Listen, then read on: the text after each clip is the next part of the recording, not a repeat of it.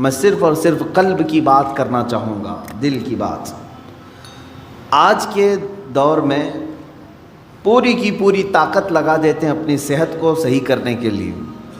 اگر آپ کا گھٹنا خراب ہوا تو مجھے یہاں تک خبر ملی کہ ایک گھٹنے کا آپریشن 1.5 لاکھ روپے سے، دل کا آپریشن، سر کا آپریشن، آنکھ کا آپریشن، ہاتھ کا آپریشن، جہاں کہیں تھوڑی خرابی آئی آپ مال خرچ کر کے اس کو صحیح کرانا چاہیں گے۔ جو لا علاج بیماری ہے کینسر، سب کو معلوم ہے، اس کے باوجود بھی کینسر ہونے کے بعد کوئی خاموش بیٹھتا ہے کہ چھوڑو اب تو مرنا ہی ہے؟ علاج میں وہ بھی 2-5 لاکھ روپے خرچ کر ہی دیتا ہے، اسے معلوم ہے کہ صحیح نہیں ہوتی، کوشش کرنے میں کیا گئے۔ کتنی حیرت کی بات ہے کہ یہ بیماریاں جو جسم کو لگی ہیں ان کو صحیح کرنے کے لیے مال بھی خرچ کرتے ہیں، وقت بھی خرچ کرتے ہیں، لیکن جو گناہوں کی بیماری دل میں لگی ہوتی ہے اس کے علاج کے لیے کوئی بندہ کوشش بھی نہیں کرتا۔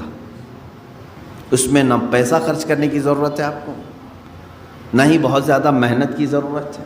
چند چیزیں ہیں کہ اگر قلب دھو دیا جائے تو پاک ہو جائے گا۔ دلوں کی سختی بندے کو انسان سے گرا کر جانور کے درجے پر لے آتی ہے، بلکہ جانور سے بھی بدتر۔ قرآن میں اللہ تعالیٰ نے فرمایا پہلے پارے میں ثم قست قلوبہم من بعد ذلک فہی کالحجارۃ او اشد قسوا، لوگوں کے دل پتھر کی طرح سخت ہو گئے، نہیں بلکہ اس سے بھی زیادہ سخت ہو گئے، اللہ فرما رہا ہے۔ کچھ لوگ ایسے ہیں جن کے دل پتھروں سے زیادہ سخت ہوتے ہیں، پتھر میں کوئی چیز داخل بھی نہیں ہوتی، اندر سے کوئی چیز باہر بھی نہیں آتی۔ تو جس کا دل سخت ہو گیا ہے، ہدایت کی کوئی بات اس کے دل میں داخل بھی نہیں ہوتی اور کوئی بھی اچھی بات وہ قبول بھی نہیں کرتا، انہی لوگوں کے متعلق قرآن کہتا ہے صم بکم عمی فہم لا یرجعون۔ یہ کس کے لیے ہے؟ اندھے ہیں، گونگے ہیں، بہرے ہیں، وہ اب لوٹنے والے نہیں۔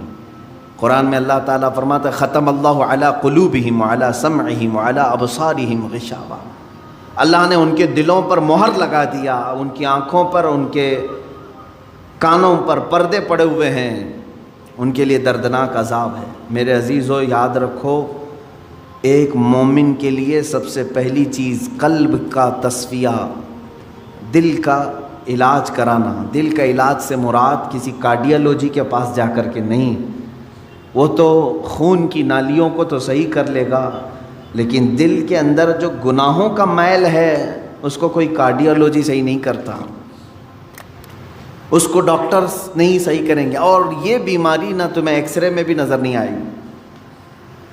ہاں اس کی نشانیاں بزرگوں نے بیان کی ہیں، تم خود پرکھ سکتے ہو۔ اگر قرآن پڑھنے میں دل نہیں لگتا ہے تو سمجھ لو کہ دل کالا ہو رہا ہے، مسجد میں زیادہ دیر بیٹھنے میں دل نہیں لگتا ہے تو سمجھ لو کہ دل کالا ہو چکا ہے، اللہ کی راہ میں خیرات کرنے سے دل ہاتھ نہیں اٹھتا تو سمجھ لو کہ دل پورا کالا ہو چکا ہے۔ ایسی نشانیاں بہت ساری ہیں۔ آیات قرآنیاں پڑھی جا رہی ہیں، سننے کا شوق نہیں، لیکن وہی گانے گھنٹوں سنتا ہے، یہ دل کے کالے ہونے کی علامات۔ تھوڑی دیر اپنے والدین کو دیکھ نہیں سکتا، لیکن گھنٹوں غیر محرم عورتوں کو دیکھنے کا شوق ہے۔ کلام پاک کو تھوڑی دیر کے لیے نظر بھر کر کے دیکھنا نہیں چاہتا، لیکن موبائل میں گھنٹوں بیٹھا رہتا ہے۔ یہ تمام چیزیں دل کے سیاہی کی علامات ہیں میرے عزیز۔ اگر علاج نہیں کیا تو یہ پتھر ہو جائے گا، یہ پتھر ہو جائے گا، اور پھر اس کا علاج بھی نہیں ہو پاتا۔ اسی طرح مرے دل کے ساتھ دنیا سے وہ چلا بھی جاتا ہے۔ آخر اس دل کی صفائی کیسے کی جائے؟ کون سا صابن، کون سا سرف، کون سا پانی لے کر کے اس دل کو دھوئیں تو صاف ہوگا؟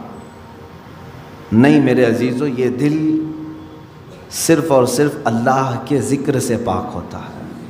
قرآن نے کہہ دیا الا بذکر اللہ تطمئن القلوب، تو اس دل کی صفائی جو ہے اللہ کے ذکر سے ہے۔ اب ایک بڑی بات میں آپ کو بتاؤں، فقہ کا ایک قاعدہ ہے، قانون ہے، شریعت کا ایک مسئلہ ہے، زمین پر اگر نجاست پڑ گئی کیسے پاک کریں گے آپ؟ کھلی زمین تھی، گوبر پڑا ہوا ہے. پاک کرنے کا طریقہ، ہر چیز کو پاک کرنے کا طریقہ الگ الگ ہے. مسائل آپ پڑھیں گے تو سمجھ میں آئے گا. کپڑے پر لگے تو دھونا ہے، بدن پر لگے تو دھونا ہے، برتن پہ لگے تو دھونا ہے. الگ الگ طریقے ہیں سب نجاستوں کو پاک کرنے کا. کپڑے پر اگر نجاست لگی ہے تو 3 مرتبہ دھونا ہے آپ کو. کوئی غلیظ نجاست لگ گئی تو، نجاست کی بھی 2 قسمیں ہیں، خفیف اور غلیظ. غلیظ کا مطلب جیسے پیشاب، پاخانے وغیرہ. خفیف کا مطلب حلال پرندوں کی بیٹ وغیرہ. تو یہ نجاست کو دھونے کے الگ الگ طریقے ہیں، لیکن ان میں سے اگر کہیں زمین پر نجاست لگی تو اسے کیسے دھوئیں گے آپ؟ کھلی زمین، میدان ہے باہر اور نجاست گر گئی ہے. اس کے پاک کرنے کے 2 طریقے بزرگوں نے لکھے ہیں، فقہاء کرام نے لکھے ہیں. پہلا طریقہ یہ ہے کہ بارش اتنی آ جائے کہ وہ نجاست بہہ جائے. بارش اتنی آ جائے، توجہ ہے نا، زمین کے پاک ہونے کے 2 طریقے ہیں. بارش اتنی آ جائے کہ نجاست وہ بہہ کے چلی جائے. دوسرا طریقہ ہے یا تو دھوپ اتنی زیادہ پڑ جائے کہ وہ نجاست سوکھ کر کے ختم ہو جائے، وہ زمین پاک ہو گئی. یا تو بارش سے زمین پاک ہوگی یا تو دھوپ سے زمین پاک ہوگی. یہ 2 قاعدے ہیں شریعت کے. نجاست یا تو بہہ کے چلی جائے یا سوکھ کر کے چلی جائے. سوکھ کر کے جب ختم ہو گئی تو وہ زمین پاک ہو گئی. اب آئیے میں یہ بات کیوں بتا رہا ہوں آپ کو. مشہور صوفیہ اکرام نے فرمایا، اے بندے، اسی طرح تیرے دل کی جو زمین ہے اس پہ اگر گناہوں کی نجاست لگ جائے تو اسے بھی دھونے کے 2 طریقے ہیں، اسے پاک کرنے کے 2 طریقے ہیں. جس طرح زمین بارش کے برسنے سے پاک ہو جاتی ہے، اسی طرح تیرے دل کی زمین اللہ کے ذکر سے پاک ہوگی. اللہ کا ذکر برسات ہے، یہ بارش ہے. قرآن کی تلاوت بارش ہے. جیسے ہی بندہ ذکر کرنے لگتا ہے اس کے قلب پر اللہ کے انوار برسنا شروع ہو جاتے ہیں، وہ نجاست بہہ کے چلی جائے گی. اور دوسری، وہ آج کے زمانے میں مشکل ہے. اگر دل کی زمین نجاست سے ملوث ہو گئی ہے، ناپاک ہو گئی ہے، ایک طریقہ میں نے زمین کا بتایا بارش کا، دوسرا طریقہ ہے دھوپ کا. دل کی نجاست کو دھونے کے لیے ایک ذکر الہی کی برسات، یا تو پھر شیخ کامل کی نگاہوں کی گرمی سے. شیخ کامل کے نگاہوں کی گرمی سے نجاست پاک ہو سکتی. یہ 2 طریقے ہیں. شیخ کامل کا حصول معمولی بات نہیں ہے. اس میں برسا برس لوگ تلاش میں لگانا چاہیے. لیکن یہاں تو آج حال یہ ہے کہ کہیں سے کوئی بھٹک کے پیر میرے گھر آ جائے میں اس کا دامن پکڑ لوں گا. در حقیقت جسے اپنے بیماریوں کو صحیح کرنے کی طلب ہے وہ سچے پیر کی تلاش میں گھومتا پھرتا رہے گا. یہ نہیں کہ بازار میں بیٹھ کر کے انتظار کرے گا.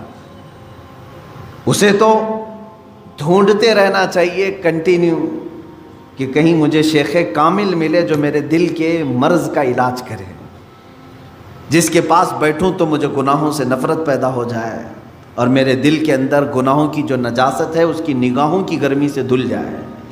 اور یہ 2 چیزیں ہوتی رہی ہیں. آپ کو میں یہ دونوں چیزیں اگر سناؤں، بابا فرید الدین گنج شکر رحمۃ اللہ تعالی علیہ، یہ خود جو ہے اپنے، ظاہر سی بات ہے قلب میں ان کے نجاست کی بات تو میں نہیں کروں گا، لیکن انہوں نے 12 سال کنٹینیو ایک جنگل میں کھڑے ہو کر کے ذکر کیا.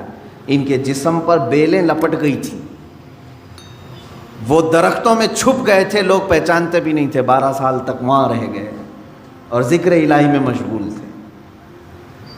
اور اس کے بعد ان کے مرید صادق محبوب الہی نظام الدین اولیاء رضی اللہ تعالی، جو حضرت خواجہ فرید الدین گنج شکر کے مرید بھی ہیں، خلیفہ بھی، محبوب الہی، ان کا حال یہ تھا کہ یہ اپنے شیخ کی نگاہوں سے، صرف بابا فرید نے صرف ان کے قلب پر نگاہ ڈالی اور ان کی دنیا بدل گئی تھی. اور پھر وہ اس راستے پر ایسے آئے کہ اپنے وقت کے قطب بن گئے. تو یہ ہوتا ہے شیخ کے نگاہ کی گرمی یا تو دلوں کو بہت پاک کر دے اور بہت اعلیٰ بنا دے، یا تو پھر ذکر الہی کی کثرت کہ بندے کے دل کو پاک و صاف کرے۔ یہ دو ہی چیزیں ہیں میرے عزیزو، یہ دو کو چھوڑو گے تو پھر یہ زمین اتنی نجس ہو جائے گی، اتنی نجس، یوں سمجھ لو کہ کوئی ایک زمین، جیسے ہمارے ہبلی کے باہر بھی کہیں ڈمپنگ گراؤنڈ تو ہوگا جہاں سارے لوگ کچرا پھینکتے ہیں، ہے، اس کے پاس سے گزرو گے تو ناک پکڑ کر کے جانا پڑے گا۔ ایک وقت ہمارے دلوں کا بھی ایسا آتا ہے کہ اتنی نجاست اس میں آ جاتی ہے کہ فرشتے قریب آنے سے کراہت محسوس کرتے ہیں، نہیں آتے فرشتے۔ دلوں کی گندگی اور غلاظت اتنی بھی بڑھ سکتی ہے، کیوں؟ ہم نے کبھی دھویا ہی نہیں اس کو، گناہ پر گناہ، گناہ پر گناہ، گناہ پر گناہ ہوتے رہے لیکن دھویا کبھی نہیں، کیا ہوگا اس کا حال؟ آپ ان لوگوں کو دیکھتے ہوں گے جو سادھو وغیرہ جن کے جٹ ہوتے ہیں بال، کبھی نہیں نہاتے بیچارے، نہیں نہانے کی وجہ سے بال پورے جمع ہو جاتے، ہوتا ہے، ایک دوسرے سے بال چپک کر کے مل جاتے ہیں، اور پھر اتنی غلاظت اس کے اندر ہوتی ہوئی، واللہ اعلم وہ کون سے طریقے پر چلتے ہیں، کون سا دین ہے مجھے نہیں معلوم، لیکن کنٹینیو اگر آدمی پانی بھی نہ لگائے بالوں کو تو یہ جم جاتے ہیں، ایک دوسرے سے مل جاتے ہیں اور پھر جٹ بن جاتے ہیں، کھول بھی نہیں سکو گے، زندگی بھر کاٹ کے ختم کرنا پڑے گا۔ سوچو اگر دل کو کبھی نہیں دھویا آپ نے تو اس دل کی بھی وہی کیفیت ہوتی ہے جیسے وہ بالوں کا جٹ ہے، اتنا غلیظ ہو جاتا ہے۔ اسی لیے قرآن پاک میں میرے آقا صلی اللہ علیہ وسلم کی صفت اللہ نے کیا بیان کی ہے جانتے ہیں؟ وہ رسول تمہارے درمیان آ رہا ہے، دیکھیں 3 جگہ پر آیت آئی ہے، یہ 3 جگہ پر، تینوں جگہ پر اللہ نے یہی بیان فرمایا، وہ رسول تمہارے درمیان آ رہا ہے، یعلمہم الکتاب والحکمت ویزکیہم، تمہیں کتاب اور حکمت کی تعلیم دے گا اور تمہارے دلوں کو خوب پاک کرے گا۔ حضور کی سب سے بڑی صفت اللہ نے 3 جگہ قرآن میں کیا بیان کی؟ تمہارے دلوں کو صاف کرے گا۔ دلوں کو صاف کرنا یہ میرے آقا صلی اللہ تعالیٰ علیہ وسلم کا طرہ امتیاز رہا ہے۔ وہ ایسے طبیب حاذق تھے کہ جس کے متعلق شاعر نے سچ کہا، ایک عرب نے آدمی کا بول بالا کر دیا، خاک کے ذروں کو ہمدوش ثریا کر دیا، خود نہ تھے جو راہ پر اوروں کے ہادی بن گئے، کیا نظر تھی جس نے مردوں کو مسیحا کر دیا۔ رسول کریم صلی اللہ تعالیٰ علیہ وسلم نے اپنی نگاہ نبوت سے کتنوں کو ان کے دلوں کو پاک کیا ہے۔ کئی ایسے لوگ حضور پاک صلی اللہ علیہ وسلم کی بارگاہ میں حاضر ہوئے جن کے پچھلے زمانے کو ہم آج ذکر نہیں کر سکتے۔